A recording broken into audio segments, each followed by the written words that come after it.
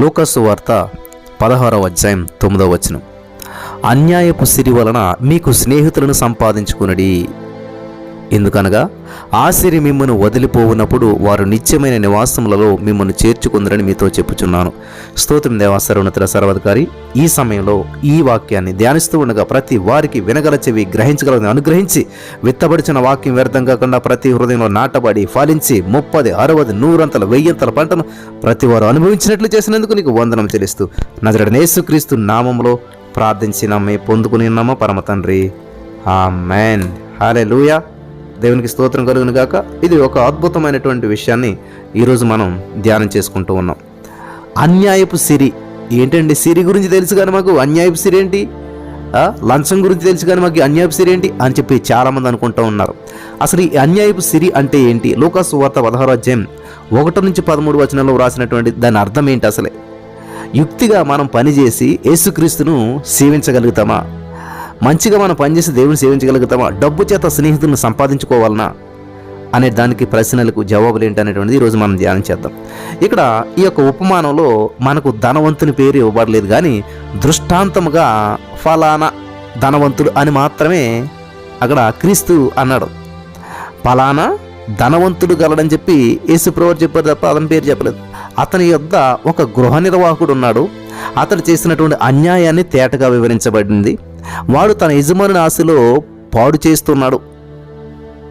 దొంగ లెక్కలు రాసి తానే ఆ యజమానిని సొమ్మును తినివేస్తూ ఉన్నాడు.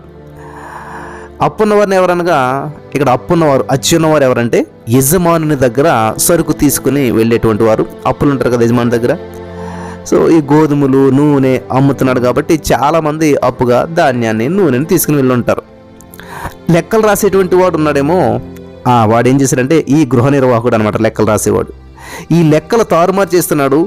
ఆ లెక్కలు తారుమారు చేస్తున్నటువంటి వార్త యజమాని చెవిన పడ్డదంట. సంగతి ఈ యొక్క దొంగవానికి వినవచ్చింది. యజమానికి తెలిసిన విషయం ఈడు కూడా తెలిసిపోయింది. అలా తెలిసిన వెంటనే భయముతోటి, భీతితోటి నిండిపోయిన వాడే ఆ పని అంతా కూడా పోతుంది, నా ఉద్యోగం అంతా పోతుంది, కాబట్టి నేనేం చేయాలని చెప్పి యాక్షన్ తీసుకోవాలని చెప్పి త్వరగా ఏం చేయాలంటే ఇంకా నాకు ఉద్యోగం ఊడిపోతే అడుక్కు తినాలి, భిక్షం ఎత్తుకోవాలి, కాబట్టి నా పని కాదు, కాబట్టి ఇన్ని దినాలు నెమ్మదిగా ధనవంతుని దగ్గర నేను పనిచేసేవాడినే, నిరుద్యోగం అయిపోతే నా జీవితం గడవటం ఎలాగా అని చెప్పేసేసి, లేకపోతే వారి దగ్గర వీరి దగ్గర నేను అడుక్కోవటం ఎలాగా, ఇదంతా సిగ్గుకరం కదా అని చెప్పేసేసి, నిండు సిగ్గుకరం, ఇదంతా భయంకరమైన సిగ్గుకరం, కాబట్టి అలా చేయకూడదు. ముందుగానే నేను దీర్ఘాలోచన చేస్తున్నాడు. ముందుగానే వాడు దీర్ఘాలోచన చేశాడు, ఒక ప్లాన్ వేశాడు. జాగ్రత్తగా వినాలి ప్రియులారా. కూర్చున్నాడు, ఆలోచించాడు, లెక్కలు చూసుకున్నాడు. కూలీనాలు చేయగలడా? లేదు, శక్తి చాలదు. కాబట్టి లోతుగా వీడు చాలా తలపోసుకుని ఒక గృహ నిర్వాహకు పనిపోగానే ఆలస్యంగా, అసహ్యంగా తోచినటువంటి భిక్షమెత్తుకోవటం కానీ, చేత కానీ, కష్టమైన కూలి పని కానీ సంభవించకుండా ముందుగానే వేరొక ఆలోచన పెట్టుకుని కార్యం సాధించాడు. ఏంటంటే ఇందులో యుక్తిగా నడుచుకుని అని చెప్పి నష్టం పొందినటువంటి ఆ యజమానుడైనటువంటి ఆ దాసుని మెచ్చిందనమాట. దాసుడైనటువంటి వాడు రక్షించబడినటువంటి వాడు రక్షించబడినవాడు కాడు. యజమానుడు కూడా కేవలం లోక సంబంధమైనటువంటి అవిశ్వాసే. ఇక్కడ క్రీస్తు అయినా కానీ, దేవుడైనా కానీ దాసుడు చూపిన యుక్తిని మెచ్చారని చెప్పి అభ్యంతరపడకండి. దేవుడు ఇక్కడ భలేగా సంపాదించుకున్నాడు, స్నేహితులను మెచ్చుకున్నాడని చెప్పి, దేవుడు మెచ్చుకున్నాడని చెప్పేసి యుక్తిని మెచ్చుకోవద్దు మీరు. ఆ సంగతి దీనిలో లేదు. వీరందరూ కూడా రుణస్థులు. 16వ అధ్యాయంలో వచ్చినట్టు చెప్పినట్టు లోక సంబంధులే. మరి ఈ యొక్క ప్రస్తుత యుగ కుమారులే. కాబట్టి వారు రక్షణ లేని వారైనా సరే వారిలో మెచ్చదగినది ఉన్నది అనేది క్రీస్తు చెప్తూ ఉన్నాడు. వెలుగు సంబంధుల కంటే లోక సంబంధులే యుక్తివంతులై ఉన్నారు. వారి దగ్గర రక్షించబడినటువంటి మనం కొన్ని పాఠాలు నేర్చుకోవాలి. పాము చెడ్డదే, కానీ చెడ్డదానికి కూడా నిదర్శనంగా పెట్టుకొని మంచివారు తెలివి తెచ్చుకొనగలరు అన్నమాట.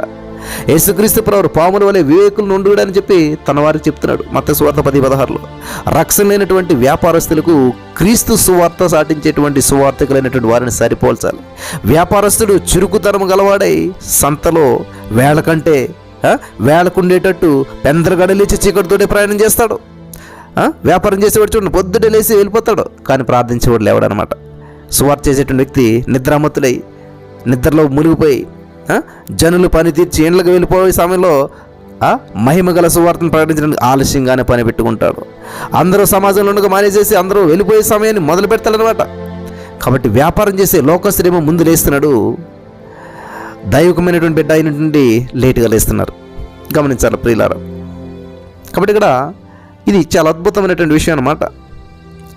వట్టి లాభానికి వస్తువులు అమ్మేటువంటి ఆ కోమటి రక్షణ లేనివాడైనా సరే తన పనిలో మిక్కిలి యుక్తిగానే ఉన్నాడు, ఆసక్తితోనే పనిచేస్తాడు. కానీ ఆయా వస్తువుల కంటే మిక్కిలి ప్రియమైన నిత్యమైనటువంటి పదాన్ని వర్ణించే గొప్ప పుస్తకాలను గుట్టురట్టి, మరి ఆ పుస్తకాలు అయినటువంటి ఈ బైబిల్ నమ్మేటువంటి కార్పొరేట్లైతే మరి బెంగళూరులో చాలామంది ఉంటారు అన్నమాట. పుస్తకాలు అరుగు మీద వేసి ఎవరితోనో ప్రస్తావించకుండా కొంత దూరం వెళ్ళి కూర్చుంటారు, కాలహరణ చేస్తుంటారు. ఏం పుస్తకాలు అవంతటవే ఖర్చు అవుతాయా? కాదు కదా. కాబట్టి లండన్లో ఒకసారంట కమ్యూనిస్ట్ వారి గుంపు దగ్గర నుంచి ప్రసంగం చేసేటువంటి విధానాన్ని ఒక సేవకుడు చూసి నేర్చుకున్నాడంట. దేవుడు లేనటువంటి అంశం వద్దు, వారి సహవాసమే వద్దు, కానీ వారిలో ఒకవేళ ప్రసంగించుచున్న వాని ధోరణి, అభినయములు, మాదిరి, వైఖరి, జనాలను ఆకర్షించే విధానం మొదలైనటువంటివి మనకు కావాలి. హల్లెలూయా. చూసారా, ప్రతి వ్యక్తిలో మంచి ఉంటుంది. నీకు దమ్ముంటే, నీకు సామర్థ్యం ఉంటే, నీకు అవకాశం ఉంటే మంచిని గ్రహించండి. ప్రతి వారిలో కూడా మంచి ఉంటుంది, అంతేగాని చెడు కాదనమాట. కాబట్టి మనం తన రక్తం ఇచ్చి కొనినటువంటి యేసుక్రీస్తు ప్రభు వారిని ప్రస్తావించడంలో వారు చూపేటువంటి యుక్తి, రక్షించబడినటువంటి రీతిగా క్రీస్తు కొరకే మనకుండినటువంటి ఆ ప్రార్థన విధానం మనకు కూడా ఉండాలి. హల్లెలూయా. ప్రసంగికులందరూ స్వరము లేక, అభినయంగా సరిగా లేక, భాష రీతి లేక, ఆకర్షణీయంగా బదులుగా వినేవారిని మరి అసహ్యపరిచేటువంటి కొన్ని పద్ధతులు సమకూడి పనిచేస్తున్నారు. గొప్ప ప్రసంగికులే, కానీ జనాలను ఆకర్షించాలో తెలియదు, ఎలా మాట్లాడాలో తెలియదు, ఎన్ని టాలెంట్స్ లేకు, ఇట్లా ఎన్నో సమస్యలు ఎదుర్కొంటూ ఉన్నారు. వింటున్నారా? వారు చెప్పేటువంటి యేసుక్రీస్తు ప్రభువు గురించి అంశం సరే, అది అందరికీ కావాల్సినటువంటి నిత్య సువార్త. కానీ దాన్ని ప్రచురించడంలో వారు లోక సంబంధాలు చూపేటువంటి నిపుణతలో చాలా తక్కువ పడి ఉన్నారు. కాబట్టి రక్షించబడినటువంటి వారు రక్షింపబడని వారి దగ్గర కొన్ని పాఠాలు నేర్చుకోగలుగుతారు. రక్షించబడినటువంటి వారు రక్షణ లేనటువంటి లోకులతో కలిసిమెలిసి ఆ పాప పనులు కాదు, క్రీస్తును సేవించగలిగినటువంటి మంచి చురుకుతనమే, మంచి పట్టుదల వంటి మాదిరే పనిలో వారు చూపుతున్న ఉత్సాహమే వహించి తమ పక్షము కొరకు వారు దాల్చిన త్యాగమే మొదలైన అంశాలను కనిపెట్టి యేసుక్రీస్తు ప్రభు వారి కొరకు అవలంబించగలుగుతారు. కాబట్టి ఇక్కడ స్వరాజ్య పోరాటంలో ఎందరో స్త్రీలు కూడా సాహసించి దేశానికి మరెంతో శ్రమ పోడ్చి దెబ్బలు తిని చెరసాలకు వెళ్ళి ఆడవాళ్ళు చెరసాలను అనుభవించి సేవ చేశారు. ఏంటి? దేశం కొరకు. మరి క్రీస్తు కొరకు మీరు త్యాగం చూపొద్దా? క్రీస్తు కొరకు మీరు త్యాగం చేద్దా? ఈ లోకానుసారమైనటువంటి స్త్రీలు దేశం కొరకు అంత చేస్తే, ఈ లోక సంబంధాల కంటే క్రీస్తు కొరకు వెలుగు సంబంధాలైన మీరు తక్కువగా పనిచేస్తారా? గత మహాయుద్ధంలో వీరులు కనబరిచినటువంటి ధైర్య సాహసాల గురించి ఆయా పత్రికలో మనం చదువుతుంటున్నాం. క్రీస్తు రాజు కొరకు మనం మెల్లగా యుద్ధం ఆడుతున్నటువంటి దాని కొరకు సూకిస్తూ ఉన్నాం. కాబట్టి లూకా సువార్త 16:8 గొప్ప పాఠం ఉన్నది. పాప నాశనకరమైనటువంటి యుక్తి మనకందరికీ తెలుసు, దానిలో పుట్టి పెరుగుతాం, కానీ ఇప్పుడు రక్షించబడినటువంటి యుక్తి గలదని చెప్పి తెలుసుకోవాలి. పౌలు కొరింథీయులకు రాస్తూ, యుక్తి గలవాడవై మిమ్మును తంత్రముల చేత పట్టుకుంటున్నా నేను. అవును, రక్షించబడినటువంటి యుక్తి అవసరం, రక్షించబడినటువంటి వారికి యుక్తి అవసరం. దీని అర్థం ఏంటి? పౌలు అపోస్తులైనట్టు సువార్తలోనే జీవం మరి చేస్తూ కొరింథీ పట్టణానికి వెళ్ళి సువార్త చెప్పింటే సరే, కానీ అలాగూ వెళ్లకుండా, ఎవరికి భారం ఉండకుండా డేరాలు కొడుతూ సువార్తను ప్రకటించేటువంటి వాడు రక్షించబడినటువంటి తంత్రం వంటి యుక్తి ఇది. హల్లెలూయా. రక్షించబడినటువంటి తంత్రం వంటి యుక్తి అన్నమాట ఇది. సర్వసాధారణంగా 1 కొరింథీ 9:14 రాసినట్లు సువార్త ప్రచురించేవారు వేరేమీ పని చేయక సువార్త పనిలోనే జీవించవలనని ఉన్నది. అయితే ఇట్లు చేసేటువంటి విధానం, ఇట్లా చేస్తే కొరింథీయులు నాకు దొరకరని చెప్పి పౌలు యుక్తిగా ప్రవర్తించి డేరాలు కొడుతూ సువార్త చెప్పి వారిని పట్టుకోమన్నాడు. దేవునికి స్తోత్రం, వాళ్ళందరినీ పట్టుకున్నాడు. దీనిలో మరొకటి ఉన్నది ప్రియుల. ఆ మనస్సాక్షి లేనటువంటి గృహ నిర్వాహకుడు తన యజమానుని లెక్కలు తగ్గించి మార్చి, ఒకనికి 50%, మరొకనికి 20%, మరొక లెక్కలు తగ్గించి వారి స్నేహం లాక్కొన్నాడంట. లాక్కొనేది ఎందుకు? వారు తమ ఇంట్లోకి నన్ను చేర్చుకునేలాగా నన్ను ఇట్లా చేస్తానని ఆ తెలివి మంత్రుడు యుక్తిగా నడుచుకున్నాడు. లూకా సువార్త 16:4 రక్షించబడినటువంటి వారు కష్టపడి క్రీస్తు కొరకే జనులను సంపాదించుకొనవలను, కారణం ఏంటి? 16:9 వ్రాసినట్లు వారు నిత్యమైనటువంటి నివాసములలో మిమ్మల్ని చేర్చుకుందురని ఉన్నది. దీని భావం ఏంటి? మీరు మిమ్మల్ని తగ్గించుకొని 1 కొరింథీ 9:22 రాసిన మాదిరిగా యేసుక్రీస్తు నిమిత్తమై అందరికీ అన్ని విషయములైనటువంటి వారైపోతే అటువంటి కష్ట స్థితిలో మీరు సువార్త ద్వారా కనినటువంటి వారే రాబో సమయంలో క్రీస్తు వచ్చినప్పుడైనా ఆయన ఎదుటే మహిమలో మిమ్మల్ని మీరు చేర్చుకుంటారు. హల్లెలూయా.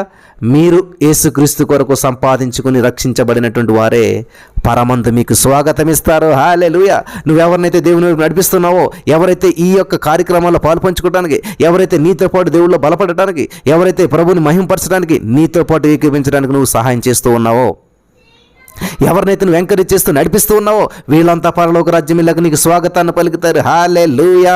దేవునికి స్తోత్రం కలుగును గాక. వీళ్ళంతా నీకు స్వాగతాన్ని పలుకుతారు, దేవుని నామాన్ని మహింపరుస్తారు. హల్లెలూయా. కాబట్టి ఇక్కడ నువ్వు ఇదిగో ఈ లైవ్లో పాల్పంచుకోండి, ఈ కార్యక్రమంలో పాల్పంచుకోండి, ఈ యొక్క వర్తమానం వినండి, దేవుని సందులకు రండి, ఎర్లీ మార్నింగ్ 3:30 లేవండి, ప్రతిరోజు ప్రభు సన్నిధిని అనుభవించండి అని చెప్పి నువ్వు బలపడుతూ అనేక మందిని ఎంకరేజ్ చేస్తే వీళ్ళంతా పరలోక రాజ్యం వెళ్ళాక అక్కడ నీకు స్వాగతం పలుకుతారు. హల్లెలూయా. దేవునికి స్తోత్రం కలుగును గాక. వింటూ ఉన్నారా ప్రియులారా? వీళ్ళంతా కూడా పరలోక రాజ్యంలో మీకు స్వాగతం ఇస్తారు. పౌలు 1 తెస్సలోనిక 2:19-20 నేర్పించినటువంటి గొప్ప సత్యం ఇది. ఆ పాడైపోయినను గమనించాలి ప్రియులారా, ఆ యుక్తిమంతుడు తన ఇండ్లలోనికి నన్ను చేర్చుకుంటారే అని చెప్పి నమ్మి లెక్కల పాడైపోయినా సరే వారిని సంతోషపరిచి యుక్తిగా నడుచుకున్నాడు. ఈ ఇండ్లలో వద్దు కానీ నిత్య నివాసంలో అనేకులు వచ్చి మిమ్మను వందించేలాగా, హల్లెలూయా, అంటే నమస్కారం చేసేలాగా దానియేలు 12:3 చెప్పుచున్నట్లుగా రక్షించబడిన మీరు దీనిలో మేలుకొని యుక్తిగాను దీర్ఘాలోచనగాను విధేయతగాను ప్రవర్తించి యేసుక్రీస్తు కొరకు అనేకులను సంపాదించుకొనుడి. ఆమేన్. హల్లెలూయా. అనేకులను సంపాదించుకొనుడి. వింటున్నారా? Thank you Jesus. ఇక్కడ చిన్న మాట మిగిలిపోయింది ప్రియులారా. అన్యాయపు సిరి వలన మీరు స్నేహితులను సంపాదించుకొనడని చెప్పి 16:9 ఉన్నది. దీని భావం ఏంటి? పనిలో లంచాలు తిని ఆ అన్యాయమైనటువంటి డబ్బు యేసుక్రీస్తు కొరకు ఖర్చు చేయమంటారా? అబ్బో, అట్లా కాదు. అన్యాయస్తులు దేవుని బిడ్డలు కానివారు 1 కొరింథీ 6:9 చూడొచ్చు మీరు.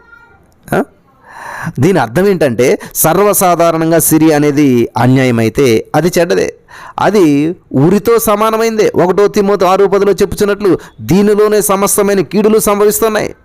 అసలు 1 పేతురు 5:2 అది దుర్లాభం అని చెప్పి పిలువబడుతుంది. ఇంగ్లీష్ బైబిల్లో చూసినట్లయితే ఫిల్తీ లొక్రే అని ఉన్నదన్నమాట, లుస్రే. ఇక్కడ అంటే డబ్బు మైలుగానే ఉన్నది, డబ్బు కీడుగానే ఉన్నది. అయితే గమనించాలి, మైలుగాను కీడుగాను ఆటంకంగాను అన్యాయంగాను ఉన్నటువంటి ఆ వస్తువు రక్షించబడిన వాని చేతిలో రూపుమారి దేవుని సేవలో ఉపయోగం అవుతుంది ప్రియులారా. ఆ పదార్థం చెడ్డదే కానీ దాన్ని ప్రతిష్ఠ చేసి క్రీస్తు అన్నట్టుగా దానితో నిత్య నివాసములలో ఉండబోయేటువంటి స్నేహితులను మనం సంపాదించుకోవాలి. ఎట్లాగా? 10 బైబిళ్ళు కొనండి. వాటిని కొన్నప్పుడు సొసైటీ వారికి డబ్బు కట్టి ఆ పుస్తకాలు కొనాలి. అన్యాయపు సిరి ఖర్చు అయిపోయింది కానీ ప్రార్థనాపూర్వకంగా ఆ బైబిల్ యోగ్యులైనటువంటి వారి చేతిలో పెడితే జరిగేదే ఉంటుంది. వాటిని చదివినటువంటి వాళ్ళు ముగ్గురైనా సరే ఒక్కడైనా సరే రక్షించబడితే ఆ రాబో నిత్య నివాసంలో ఒకడు చేరినట్టుగా లెక్క అనమాట. మీరు వ్యయపరిచినటువంటి, మీరు ఖర్చు పెట్టినటువంటి ఆ సొమ్మే పనికి వచ్చిందని చెప్పి లెక్క. సువార్త యాత్ర మీద వెళ్ళండి, ఖర్చు చేసి వెళ్ళండి, లేదా వెళ్ళే వారికి తోడ్పడండి, లేదా కొన్ని సువార్త పత్రికలు సిద్ధం చేసి వాటిని ముద్రించండి, ముద్రించే వారికి సహాయపడండి. వాటి వలన సువార్త యాత్రలో చెప్పబడినటువంటి వాక్యం వలన రక్షించబడినటువంటి వారు ఖర్చు అయినటువంటి ఆశరికే దొరికిరని చెప్పి ఒక మాదిరిగా చెప్పనొప్పు. కాబట్టి ఇక్కడ మనం గమనించినట్లయితే తెలుగు పత్రికల్లో గడిచినటువంటి 30 ఏళ్ళు వేల కొలది రూపాయలు వ్యయపరిచి కొంతమంది సువార్త పత్రికలు పరిచిపెట్టారు. ఆ రూపాయలు అసలు అన్యాయపు సిరి, దాని అసలు పేరది. అయితే క్రైస్తవ నిరీక్షణలో ఉన్నటువంటి సువార్త వాక్యముల వలన ఎందరికో దొరికింది. ఆనాడు వీళ్ళంతా కూడా మహిమలో చేర్చుకుంటారు. వీళ్ళంతా కూడా మహిమలో మనం చేర్చుకుంటారని చెప్పి నమ్మి సంతోషిస్తూ ఉన్నాం. కాబట్టి మీతో కూడా మీ రూకల సంచి రక్షించబడి క్రీస్తు సేవ కొరకు ఉపయోగంలోనికి రావాలను. మీ సిరి మీది కాదు, అసలు మీరు కూడా మీ వారు కాదు, మీరు మీ సొత్తు గారు కనుక తెలుసుకొని 1 కొరింథీ 6:19-20 అనుసరించి మీ దేహముతో మీ దేవునికి చేతికి వచ్చేటువంటి సిరితోనూ క్రీస్తు కొరకు స్నేహితులను సంపాదించుకొనుడి. ఇంటికి ఇల్లు కలుపుకొని మరి పొలానికి పొలం చేర్చుకొని మీకు శ్రమ. హల్లెలూయా. ఎవరు అనేకులను త్రిప్పుతారో క్రీస్తు వైపు వారే నక్షత్రాలు అంటండి, నిరంతరం ప్రకాశిస్తారంట. మరొకటి యెషయా 5:8 ఉన్నది ప్రియులారా. కాబట్టి 2వ వాక్యం దానియేలు 12:13 ఉన్నది. మీరు దేని యందు నిలిచెదరు. అన్యాయపు సిరి అంటే అందరికీ అర్థమైందని చెప్పి నేను నమ్ముచున్నాను. ఇది అన్యాయపు సిరి యొక్క విధానం. కాబట్టి అన్యాయపు సిరితో స్నేహితులను సంపాదించుకుంటాం అంటే మీకు అందరికీ అర్థమైందని చెప్పి నమ్ముతున్నాను. దేవుడి మాటల ద్వారా బలపరచును గాక. ఆమేన్.